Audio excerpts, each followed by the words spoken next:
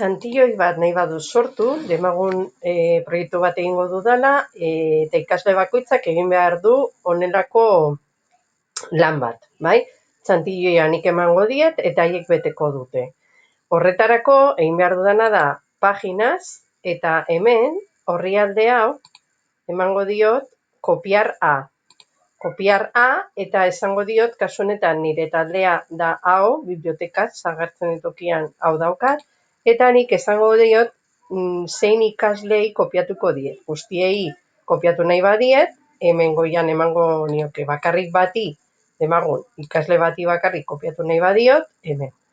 Kopiar pagina esaten diogunean, orain joaten bagara liburutegira,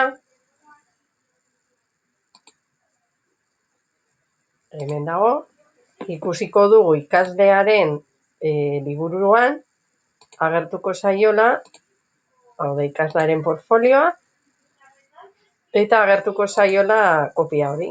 Hemen dago, eta hemen bete ahal izango du.